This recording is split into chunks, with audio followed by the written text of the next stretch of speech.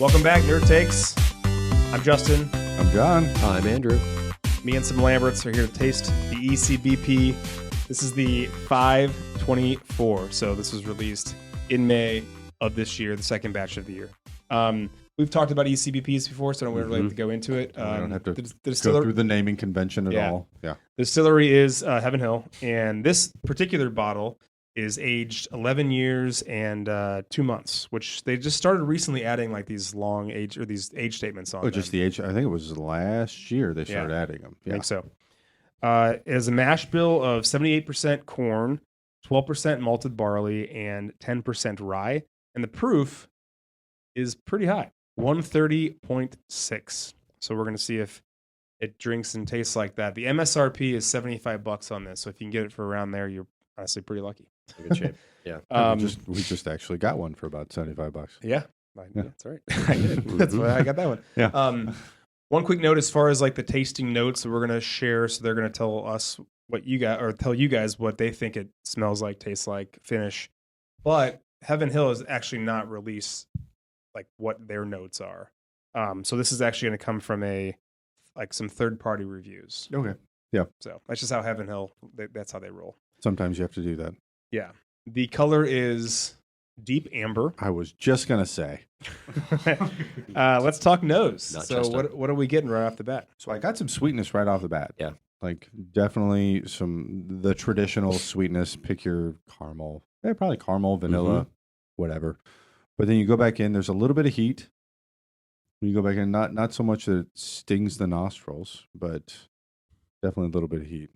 Yeah, no, I think same. Although I'm gonna differ and say caramel instead of caramel. Whatever.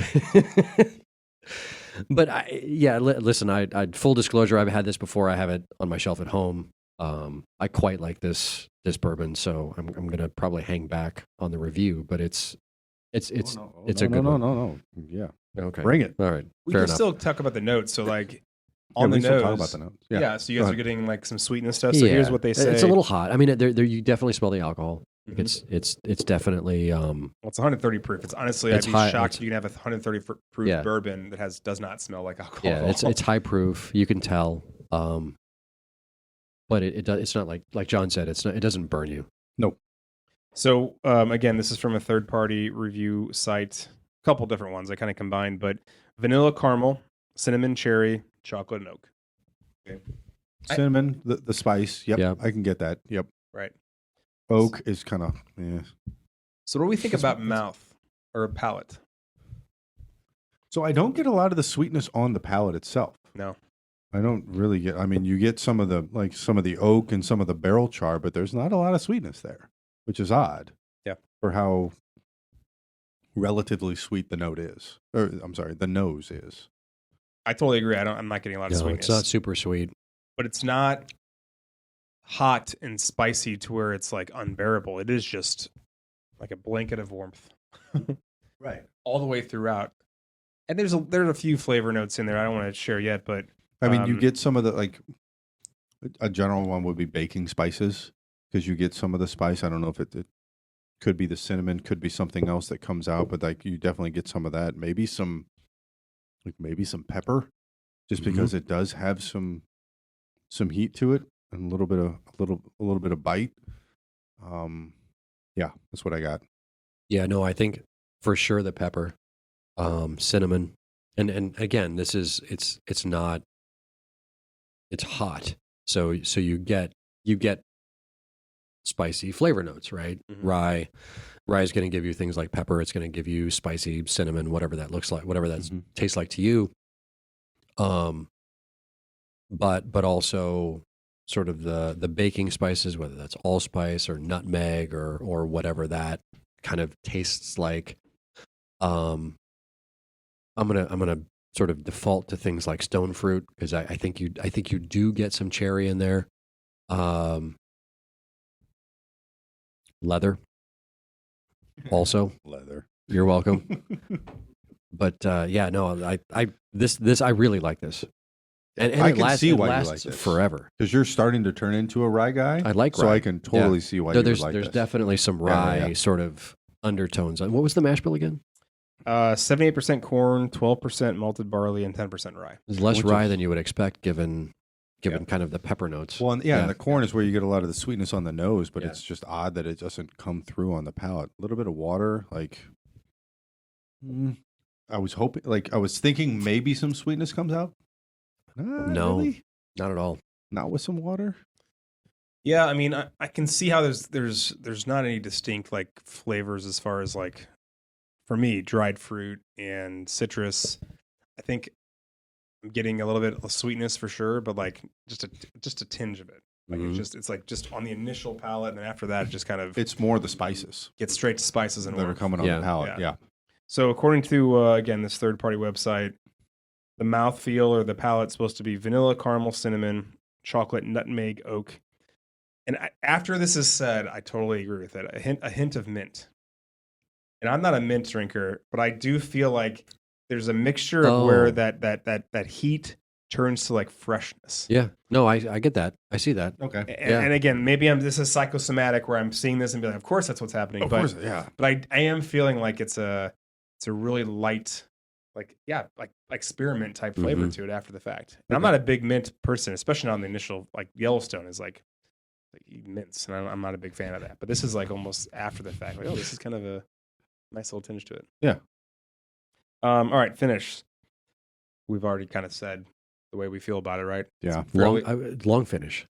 So It- what it they sticks around a say is while. long and warm with lingering notes of, and this is, I think you guys have all mentioned this, but it's nutmeg, allspice, and chocolate. Mhm. Yep. So you kind of said that like on the palate, but I think it actually just goes to the back. Yeah. And that's when it becomes the finish. But yeah, this is basically smells super sweet, and then when you actually taste it, it is not. But it is not overpowering to where it's just heat. It's just got like a really, I don't know, like a full flavor to it for me. It's just a little bit more. It's just spicier.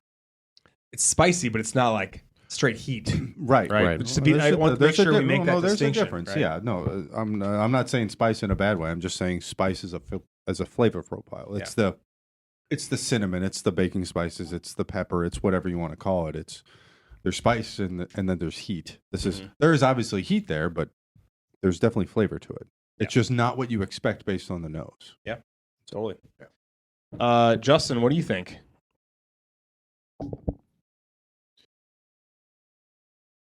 Yeah. There's a lot of heat. It's not a bad heat though. I'm heat adverse, right? We've talked about that, but this is actually, I'm fine with this. Would I personally buy it and say, oh, would I buy a second bottle? No. I'd be good with one, but would I regret if I bought it? No, it's fine.